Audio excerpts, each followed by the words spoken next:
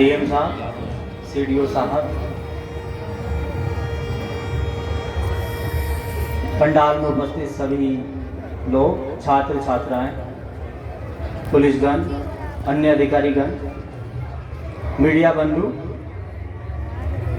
आज हम यहाँ पर चौरी चौरा शताब्दी समारोह के भव्य शुभारंभ में उपस्थित हुए हैं। इस भव्य शुभारंभ में आप सभी का मैं स्वागत करता हूं, अभिनंदन करता हूं।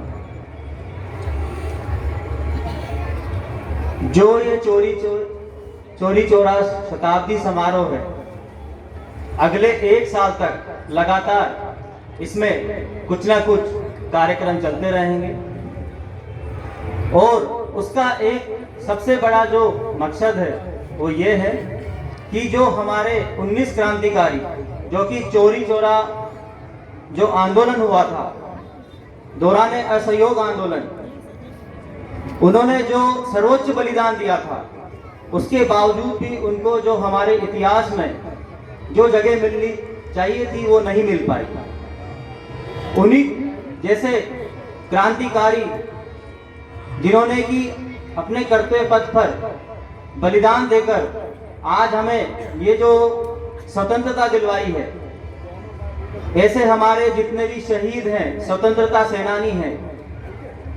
जिनके बलिदान की वजह से आज हम इस गणतंत्र देश के अंदर बैठे हुए हैं, उन सभी को याद करने के लिए, उन सभी को श्रद्धांजलि अर्पित करने के लिए ही अगले 1 साल तक ये महोत्सव मनाया जाएगा। जैसा हम सब जानते हैं कि जो हमारे जितने भी शहीद थे, जितने भी स्वतंत्रता सेनानी थे, क्रांतिकारी थे, उन्हीं के आदर्शों की नींव पर हमारे आधुनिक भारत का निर्माण हुआ है। साथ ही साथ ये उन्हीं के विचार थे जिसके आधार पर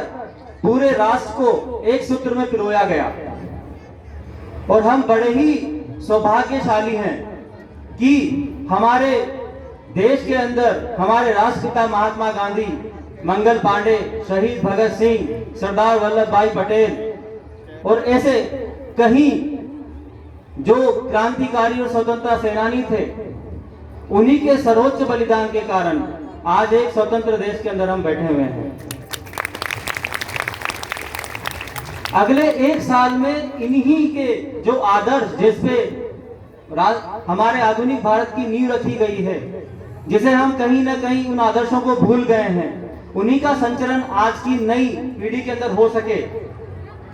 उसी के क्रम में अगले 1 साल तक लगातार छोटे छोटे कार्यक्रम करके लगातार उनके आदर्शों के बारे में, उनके विचारों के बारे में और उनके बलिदान के बारे में सभी लोगों को बताया जाएगा, जिससे कि जो हमारा इतिहास है उनमें उनको ड्यू रेस्पेक्ट के साथ जो जगह मिलनी चाहिए वो मिल सके। इसी मन से मैं कहना चाहूंगा, जब हम उनके आदर्शों की बात करते हैं, आज जिन मौलिक अधिकारों की हम बात करते हैं, उस मौलिक अधिकारों को प्राप्त करने के लिए हमें एक बहुत लंबी लड़ाई लड़नी पड़ी और 2 सालों की लड़ाई के बाद ही हमें वो आजादी के बाद वो मौलिक अधिकार प्राप्त हुए। अगर हम देखें तो हमारे जो स्वतंत्रता सेनानी थे, जो शहीद थे, उनके जो आदर्श थे, उनके विचार थे, पूरी तरीके से हमारे संविधान में समायोजित किए गए हैं। अगर हम एक राष्ट्र निर्माण की बात करते हैं, एक अखंड भारत की बात करते हैं, तो हमें हमारे संविधान के अंदर दिए गए राष्ट्रीय हमारे जो मौलिक अधिकार हैं, उनको तो हमें उनकी रक्षा करनी है, साथ ही साथ जो हमारे मौलिक कर्तव्य हैं उन पर भी ध्यान देने की जरूरत है। और मैं चाहता हूं कि अगले 1 साल में राष्ट्र निर्माण की तरफ और अखंड भारत के निर्माण की तरफ हम जितने भी हमारे मौलिक कर्तव्य हैं उनको पूर्ण रूप से उनको निभाएं, जिसमें है कि हम हमारे जब भी हमें बुलाया जाए राष्ट्र की सेवा के लिए, राष्ट्र की सुरक्षा के लिए हम हमेशा आगे रहें, नारी का सम्मान करें, हमारे वातावरण को, हमारे आसपास के एरिया को स्वच्छ रखें। और जैसे कि स्वच्छ भारत अभियान हमारा चल भी रहा है, मिशन शक्ति अभियान हमारा चल भी रहा है, हम नारी को सम्मान प्रदान करें।